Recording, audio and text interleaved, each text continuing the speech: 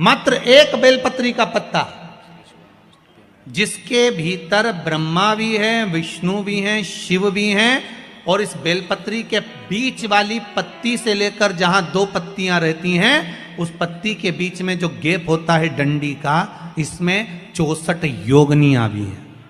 64 योगनियां देवियां भी इसके अंतर्गत विराजमान है। और उस डंडी के नीचे जहां दो पत्ती है, इस दो पत्ती के नीचे की जो लंबी डंडी रह जाती है, इसमें 33 कोटि देवताओं का भाग है। उस डंडी के नीचे जो छोटा सा एक मोटा सा भाग रह जाता है, कई बार आप लोगों ने बेलपत्री को तोड़ा होगा तो नीचे एक मोटा सा भाग रह जाता है, महाराज उसके अंतर्गत सारे तीर्थों का भाव जागृत रहता है। उस बेलपत्री को केवल साधारण ना समझे, शिव को अगर समर्पित कर रहे हैं तो वो संपूर्ण उसी के अंतर्गत, संपूर्ण।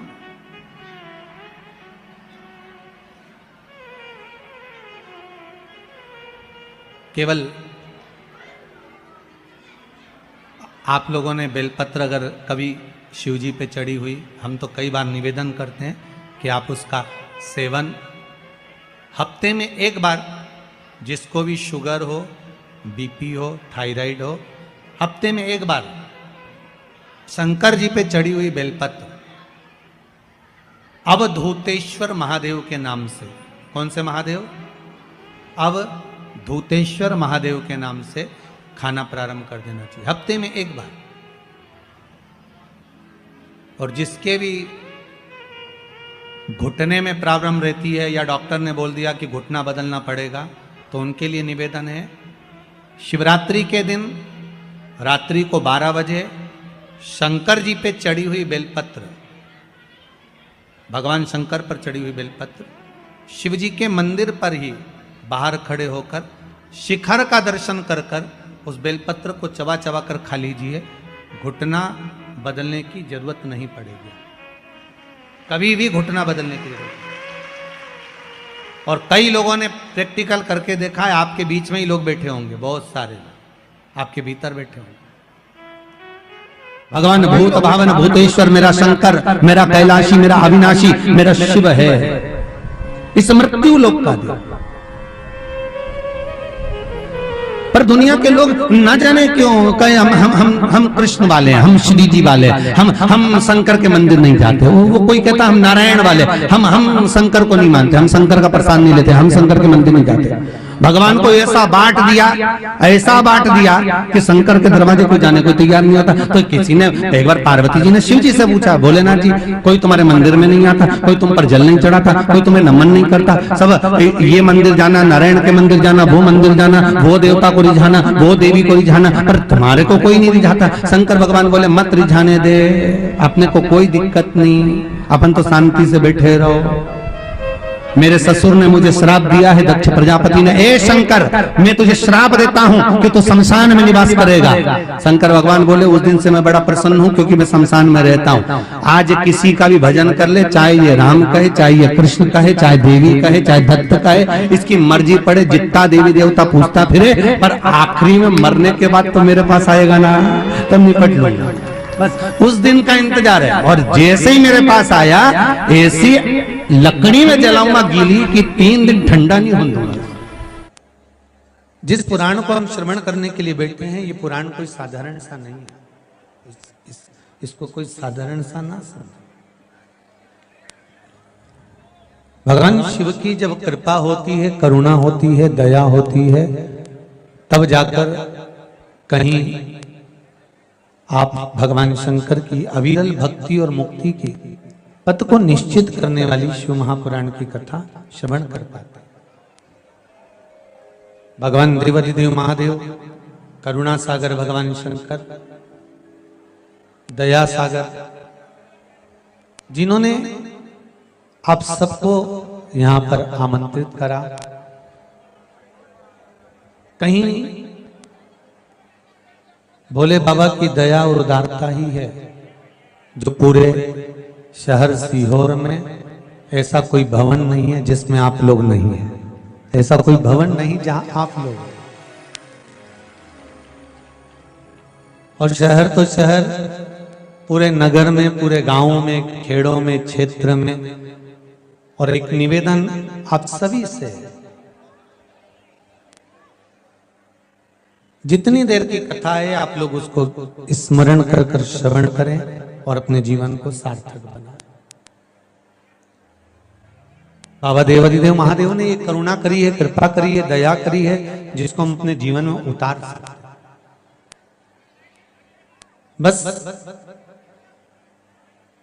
आपके आसपास में अगर कोई खड़ा हुआ हो, बोल रहा हो, तो उसके चरण पकड़कर आप उसको कहें कि थोड़ा शांत रहें, जिससे हम भगवान की जिस कारण आए, आप आए किस कारण से, आप किस लिए यहां पहुंचे हो, केवल उसके दो कारण हैं। एक बाबा देवाधिदेव महादेव का प्रसाद स्वरूप रुद्राक्ष चाहिए और दूसरी शिव महापुराण की कथा चाहिए। केवल दो कारण हैं आपके, और उसके सिवाय कोई कारण आपके पास में है? कौन किसके यहाँ आता है जी? किसके बस का है? जो कोई आए जाए, किसके बस का? ये तो देव अधिदेव महादेव की करुणा, कृपा, दया, उदारता है, जिसके बल पर हम भगवान की अविरल भक्ति और मुक्ति का साधन शिव महापुराण कथा का रसास्वादन कर रहे हैं। महाराज, शंभो शरणे घड़ी मांगू घड़ी रे घड़ी, दुख काटो दया करी ने दर्शन आपो।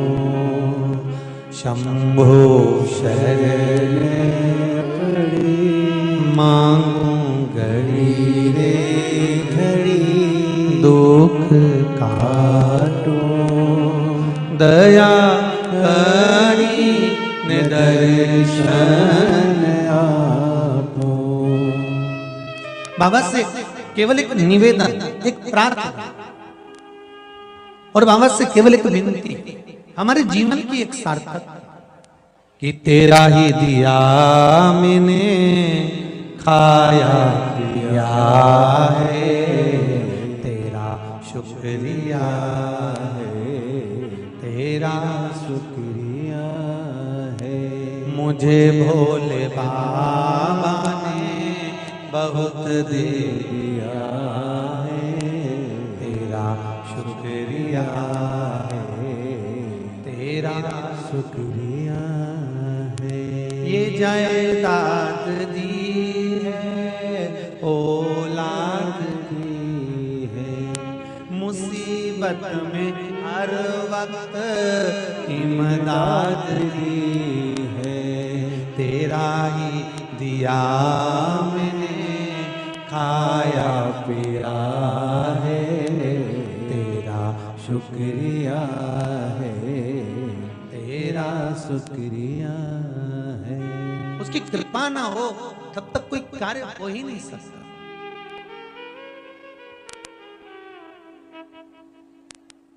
संसार में आने के बाद देखिए, अगर भगवान के होना है, परमात्मा के अगर हमको होना है, तो थोड़ा सा तो जीवन में कष्ट।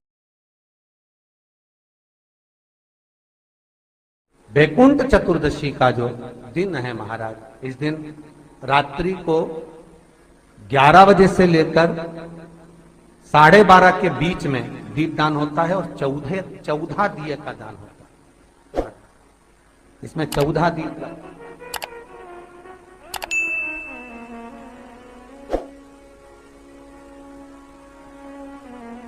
निवेदन है आप सबसे कि प्रयास करना कि घर के बाहर आप एक दीप, जहां पर आपका जलाशय है, पानी का स्थान है, वहां रख दें, और एक दीप तुलसी के क्यारे के पास रखें, बाकी के दीप आप घर के बाहर लगा। 14 दीप। वृंदा की आंखों से आंसू बह रहे हैं, नैनों से नीर बह रहे हैं, और वृंदा ने उसी समय भगवान शंकर को बुलाया, भोलेनाथ पधारो पधारो। शिव सामने आए, वृंदा, तेरे पति ने जो उपद्रव मचाया था, जहां जहां मंदिर, देवालय, तीर्थ, व्रत सब खंडित कर दिए थे। जो ब्राह्मण पूजन करने बैठते थे, तेरा पति जलंधर उनके प्राणों को हर लेता था। वृंदा, कहीं किसी गांव में अगर भोजन और भंडारा होता था तो तेरा पति उसमें कुछ गलत पदार्थ मिला देता था। वृंदा, तेरे पति को मारना जरूरी था। वृंदा की आंख में आंसू भरे थे और वृंदा आंसू भरती भरती कहती है, भोलेनाथ, मैं ये भगवान विष्णु को श्राप देती हूं कि ये पत्थर के हो जाए, ये पत्थर के हो जाए। और मैं वृंदा हाथ में जल लेकर अपने शरीर पर डालती हूं और मैं तुलसी का पौधा बनूंगी।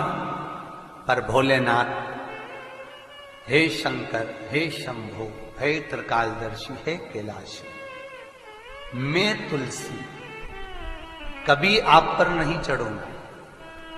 केवल वर्ष में एक दिन होगा बैकुंठ चतुर्दशी का दिन, जिस दिन भगवान का हरिहर मिलन होता है। बैकुंठ चतुर्दशी दीपावली के बाद में आती है, पूर्णिमा के पहले, कार्तिक पूर्णिमा जो आएगी तब बैकुंठ चतुर्दशी। और इस बैकुंठ चतुर्दशी का बड़ा महत्व है साहब। जो बच्चे पढ़ने में कमजोर होते हैं, विद्या में कमजोर होते हैं, जिनकी चित्तवृत्ति कमजोर होती है, जो उनको माता पिता बार बार कहते पढ़ पढ़ पढ़ और बच्चा पढ़ता नहीं है, उनका दिमाग, उनकी चित्तवृत्ति खेलने में लगी रहती है, चिड़चिड़े रहते हैं, उन बच्चों के लिए शिव महापुराण कहती है बैकुंठ चतुर्दशी के दिन रात्रि को 12 बजे से सुबह ब्रह्म मुहूर्त के 4 बजे तक भगवान शंकर पे तुलसी चढ़ती है और भगवान लड्डू गोपाल पर, शालिग्राम जी पर, भगवान पर बेलपत्र चढ़ती है।